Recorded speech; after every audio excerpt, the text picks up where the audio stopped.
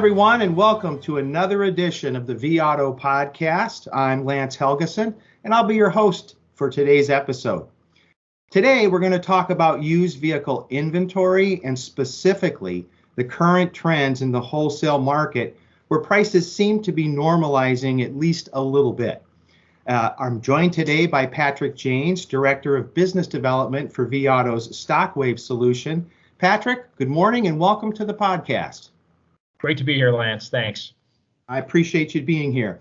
Now, Patrick, let's start with the trends in the wholesale market. I know you keep a close eye on things. So top line, what are some of the data points or specific dynamics that you're seeing that are probably most relevant in this moment for dealers? Well, I'm not going to alert anybody of anything they don't already know, but there just hasn't been a lot of supply out there. Right, well, that's true. In the wholesale market. So I'm stating the obvious. Mm-hmm. We saw volumes, at Manheim alone down as much as 50% at one point, just available inventory to be sold in the auction, the wholesale market. So yeah, volume significantly down, and when supply is down, demand is high. We know what happens. Pricing gets high, and I think we pretty much saw a peak, which was projected in June for the value index for those wholesale cars, and now we're starting to see that subside a little bit because the second data point is coming into play now, which is really no sales, right? So we watch those very closely. When do we start to see units in auction actually not getting that minimum bid that they're looking for, that floor price? And so I've heard dealers telling me that they've watched some lanes that have gone as high as 40% no sale rates. Wow. That's an interesting number to keep an eye on, which means that maybe those consigners or those sellers aren't going to be able to get the values that they thought they were if nobody's willing to reach for those floor prices. So for a dealer who thinks the market's too high, which I don't know of many that don't think that, that's something that they can now kind of say, well, looks like an adjustment starting to happen to some extent. Yeah, I did see a number from Cox Automotive that showed that the MMR daily retention is actually $120 or so below MMR, which means that there is some adjustment happening. But you raise an interesting point, Patrick. So we've got sellers who aren't seeing the money or don't feel like they aren't getting the money they want. So if I'm a dealer and I know that that's the situation, what could I do to maybe figure out who the first seller is that's going to cave and maybe put cars out at or let cars go at a more realistic number? So we've, got some really sharp performance consultants, that I get to work with in StockWave that, are in the tool every day, which is looking at, the entire wholesale market. And the tricks that they have taught me, that they've kind of worked out with some of their really savvy users, leveraging that technology, is to create saved searches on those sellers. And if they see some sellers that they know have inventory, not getting a good sale rate, or maybe there's a particular lane which could be, driven or dominated by a certain seller, at an auction where they saw a lot of that no sale rate happening, they'll start to wait for those cars to be resold, right, or represented, if you will, and knowing that at some point they got to drop the price.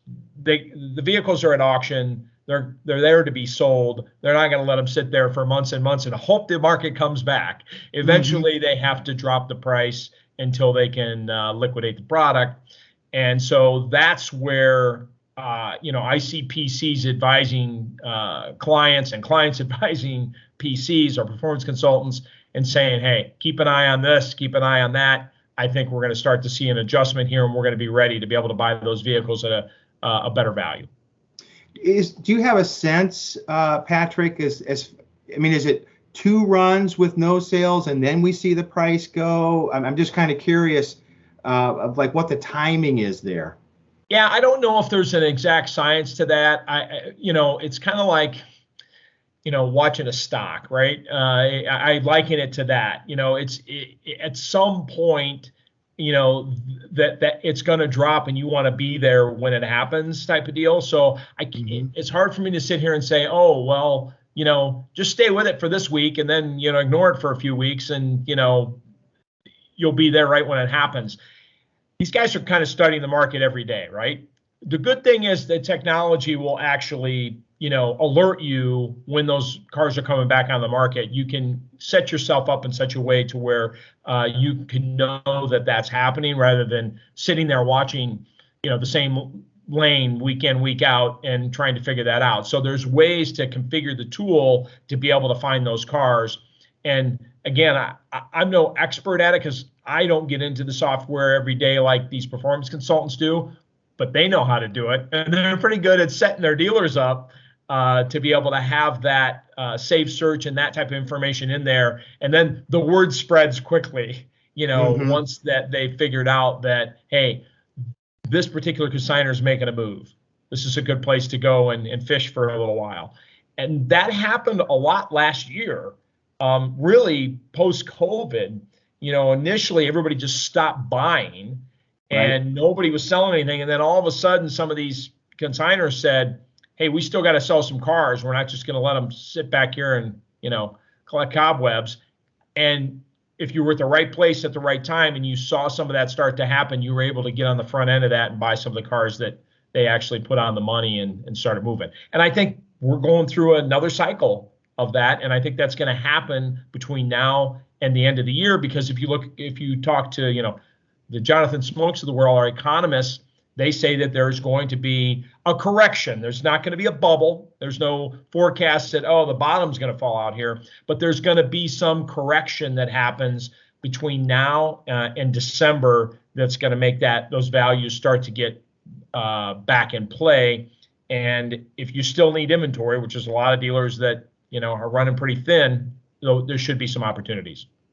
So in the interim, between that moment where we are right now, where it seems like maybe sellers, with all due respect, might be a little bit unreasonable about what their expectations are on a vehicle, and that time when it's sort of normal, and things do make a little bit more sense. What's the best guidance for dealers as they go to the market because they just need cars? Is it a case of where you just have to take your lumps and pay the freight to get that car and have the opportunity to retail it? Or are there pockets of opportunity? What are the ways that dealers are sort of maximizing their potential in this moment? Well, I think, I've been a huge advocate of this. I've had it on my LinkedIn page, since I got into this role, that, you need to spend more time figuring out your stocking strategy. In other words, what cars you should buy and less time trying to find them. Sure. Technology can help you find them and feed those cars to you, kind of like a vending machine. There's technology out to do that. Our Stockwave product does that quite nicely. But the really where it comes into is what cars are going to move best in my local market. And if you're not studying the sales and registrations by segment, by price band, and by model year right now, and looking at what shifts have happened in this super hot market, then I think you're doing yourself a bit of a disservice. And I think that's what I'm hoping that dealers will spend some time in as they're trying to fill those holes in their inventory, that they're buying cars that are of high demand right now in their local market, and maybe not just resting on their laurels and saying, well, typically we do well with this year make a model. Let's try that. Use some data to be able to drive that, and through their through provision, through their inventory management systems, there's should be sales data in there to be able to tell them which cars to fill those gaps with. I don't see a lot of dealers taking huge risks right now, just trying something and say, hey, maybe this is good. I think there are some cars that are doing extremely well right now. We see it in the new car market, right? There are, certain pockets of SUVs and different vehicles that are on fire right now. They're demanding thousands and thousands over MSRP. Now, that's because supply is low, but there are also really good cars that customers are hot after right now. We got to figure out what those cars are in the used car market, and the data will tell you that. If you're looking at market day supply, and we added a market day supply trending component within provision to actually see if a vehicle's market day supply is getting lower or higher. These are all indicators that I'd be looking at before I jumped into buying any particular type of vehicle, because I get it. There's fear out there that, hey, I don't want to buy high and sell low, right? I want to do the opposite. And there's a fear that, I just don't want to go in there and pay too much and then get stuck with this inventory. I think you can navigate that if you are looking at the vehicles of high demand within your local market, using that local market data, and you can make some good choices. Are you going to make big home runs, 4, 5, 6 pounders? Maybe not. But again, remember, you're just trying to fill gaps in your inventory. Those trades that you're still coming in are probably the ones that you're still doing pretty well on in this market. You're trying to find some vehicles just to keep the machine rolling, right? And to be able to fill those gaps. You brought up a good point there. A week or so ago, I spoke to a dealer in Wisconsin who, because of the situation in the wholesale market, he has really, and I think this is true for a lot of dealers, that he has really put an emphasis on just going to the wholesale market only when he has to, which means he's really going after customer cars, doing we'll buy your car events, doing outreach, using tools and things that sort of advertise his dealership group as a place where you can easily sell your car and you don't necessarily have to buy another one. And in fact, he told me that, 2 years ago, they were sourcing 30% of their inventory from trades and 70% from auction. And he's basically flipped the script. It's now 70% customer acquisition, probably about 30% of those maybe trades, maybe a little less, but the rest come from all these other sources. So I'm curious, what are the recommendations you might make, or even technology tools that can make that job of finding those customer opportunities easier for dealers? Yeah, we've really been scrambling on the technology side to be able to help the dealer do this faster, right? I mean, anybody can, pull out their phone and, walk around town and scan bins in parking lots, but that's very time consuming to be able to buy these cars off the street.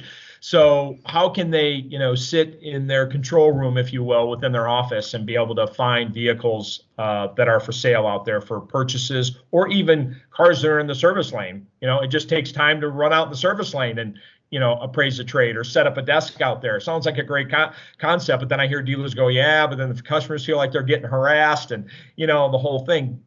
What we want to be able to do is give them technology so that they can go through service appointments, vehicles that are for sale by private sellers, all these different areas, but be able to do it quickly, efficiently, and then narrow it down to the cars that they really, really need.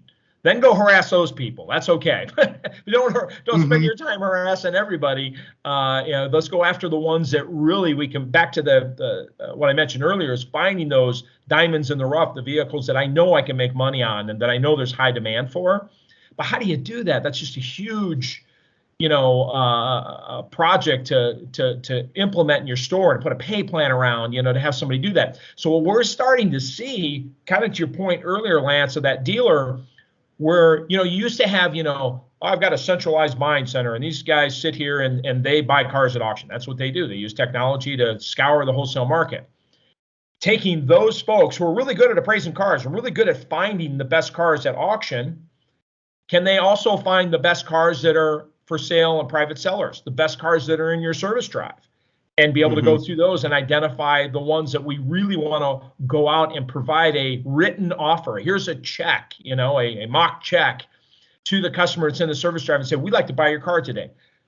Not asking you to buy anything else. This is a great used car. We're in short supply. I mean, look at some of the lots out there, right? It doesn't take long for the service customer to go, yeah, you don't have any cars out there. Yeah, we just like to pay you top dollar and buy your car. Whatever, we'll give you a check. Whatever you do after that is up to you, which I hear is the most effective way to do it. I mean, that's been the success of Carvana and some of the disruptors out there. So how do we give them technology to do that? And that's what we're working really fast. We've got some enhancements coming out later this year. We're literally putting, with Stockwave, we have the light bulb, which, lights up a car and gives you 15 or more data points to be able to quickly evaluate the car, look at it, and then move on. We're going to do that with nearly every place that a vehicle shows up, whether it's a private seller listing, whether it's a service appointment. We're striving to get that data to the dealer so that they can actually have a daily routine, this buying group, if you will. It's going to be able to find those cars, light bulb them, and then come up with it. The other thing we came up with, we call it VIN click. And it's the ability to literally click on a VIN anywhere, any place on a website, and it will open up a glance, if you will, with Stockwave to be able to provide you with the data that you need to be able to make a quick decision. So it's all about speed and efficiency, because we know that if you have to cut and paste VINs, put them into appraisal tool, start working the numbers and go, oh, you're kidding me, it's got a bad Carfax. You feel like you just wasted 3-4 minutes of your time on something that you never even should have started with, right? I want to just get one click, do a high, 30,000 foot flyover, and then move from there. Good, Patrick. There's one other question I wanted to ask you about, and that relates to new cars. And specifically, I'm hearing from dealers that they're paying close attention to when new car inventory might show up and how much of it might show up. It's all a guessing game right now. But that raises the question, if I'm the used car manager and I have knowledge that we're going to see some new vehicle inventory coming in, what are your thoughts on how that should impact the acquisition and perhaps sales strategy in the used car department? Well, I was talking to a dealer recently, a Honda dealer, and I feel their pain. I mean, he told me he was literally down to 3 white Accords that were sitting on his lot, which tells me that what they are receiving is stuff that's probably moving pretty well if they're actually selling to the walls.